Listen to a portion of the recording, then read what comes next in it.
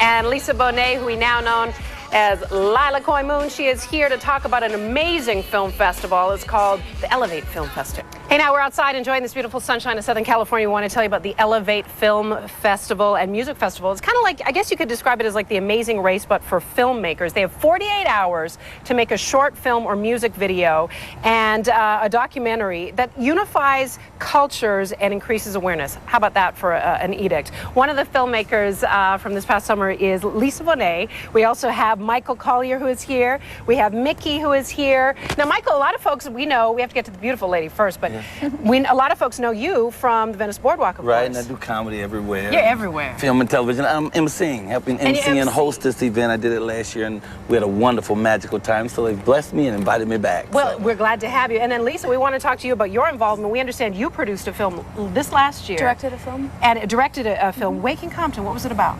It was about this woman, Soyinka, who through her own transformation and took over a apartment complex in Compton and took the principles that helped her transform herself into that complex and helped transform that living experience. How'd you find the story? We get assigned the story. Oh, so, okay. Yeah. And the end result, what did it leave you feeling? Just love and perseverance can really make a difference. It really can. Next director, we have Rachel Kirschenbaum. Can we get you to do that real quick? Jobs, Not Jails. Jobs, Not Jails, Rachel, is a documentary about Father Greg Boyle, who creates jobs for troubled teens in East Los Angeles. Hey Mikki, check this out. I was so inspired by the Elevate Film Festival that I decided to edit a little something of my own together in less than 48 hours. I took all of the interviews that we got on the blue carpet as the directors were entering the festival, and I put this together. Check it out.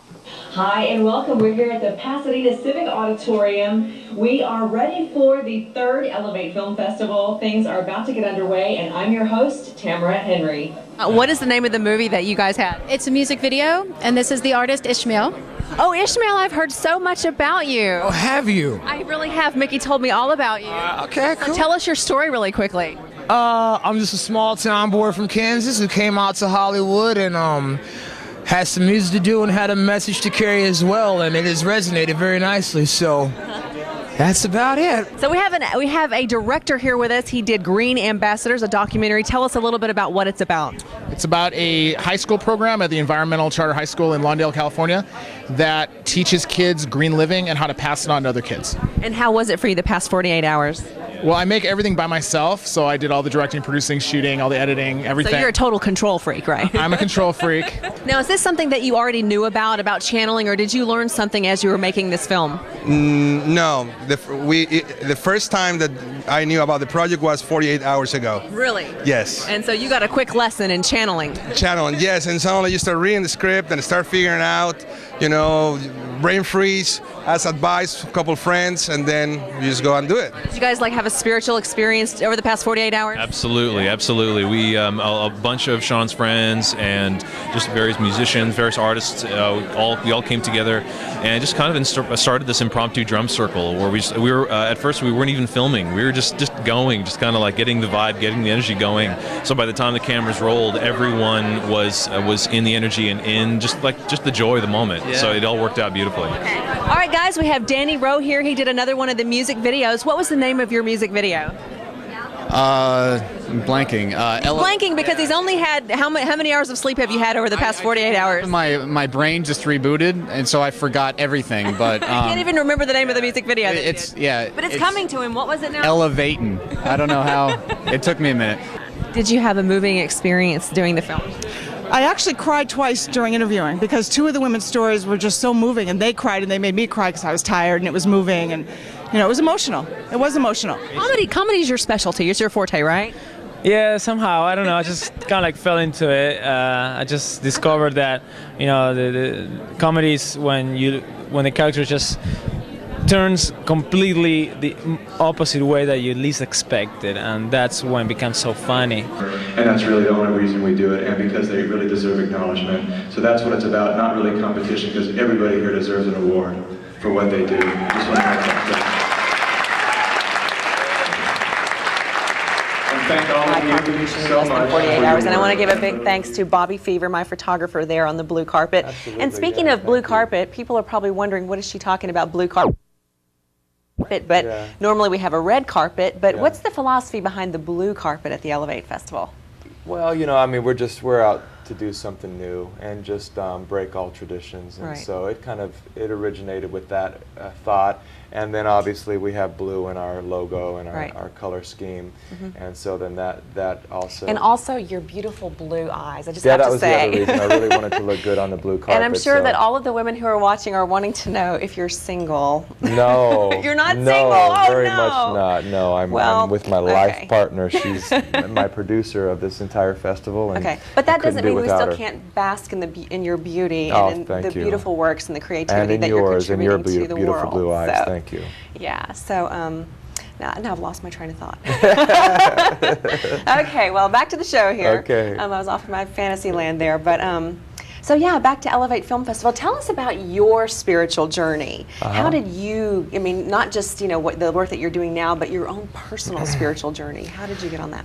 Well, it's kind of a long story, but I've been on it for a long time, but I think the catalyst for getting me in total action to do everything that I've been wanting to do was actually 9/11.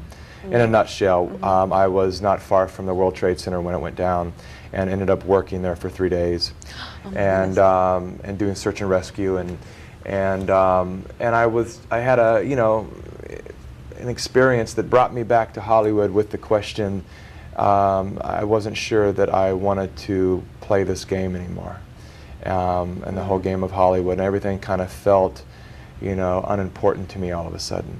And so I went away for a year and really meditated on it and really, to decide what I wanted to do.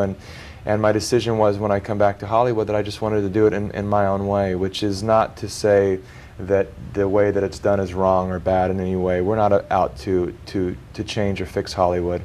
We're out to just play the way we want to play, and create works until we can make this genre of work a commodity so that it becomes more popular. And so that's really was the catalyst for it, was really just seeing something of that scope, something so much greater than myself. And what was possible. I actually was filled with a lot of beauty when I was at Ground Zero, because I saw what happens when thousands of people get together with one common goal to help and save each other. And it was really it was actually a very beautiful experience for me to be there, to see everybody drop their rank and their egos and their identities and get out there and work day and night without food and water, with this incredible stuff that was in the air that was making all of our eyes bleed, and nobody cared about that. It was really about, can we help each other? And so for me, I saw what was possible. And not to get too preachy about it or anything like that, because, it's we like to try to keep it light and have fun with Elevate. It was also my frustration with coming back and watching all of the news reports after 9/11, and just everything was so negative. And inaccurate. Having been there, I saw so many things that were just not reported accurately. So for me, Elevate was kind of an expression of it's time for some good news. Let's spotlight some local heroes. Let's talk about what's right with the world. Let's not dwell on the problems. There's enough programs out there that's spotlighting how horrible Bush is and everybody and the government and how it's being run and all of that. We already know the problems. We want to talk about what's right with the world. There's a lot of really good people out there doing amazing things. And so we do our best to focus on that. Yeah, it's real symbolic. I mean, it seems like on the planet right now that it's our mission right now to elevate consciousness. And one of the best ways that we can do that is through entertainment. It's almost like we're building new neural pathways. We're deciding, hey, we're going to tune into another channel. We're going to vibrate at a higher level. We're going to elevate. One of the first quotes that I ever memorized was one. It says, "I know of no more encouraging fact than the unquestionable ability of man to elevate his life through conscious endeavor." Yeah. And it's kind of like that's what you're doing Who said that? through entertainment. I think it was Sorry, I didn't mean to call you out on camera. Henry David Thoreau, I think, said nice. that. I like that. I think it's him. Did we use that quote in the festival? I don't think so. Oh, wow. But it's got the word Send that to elevate me. in I like it. So. that. Yeah.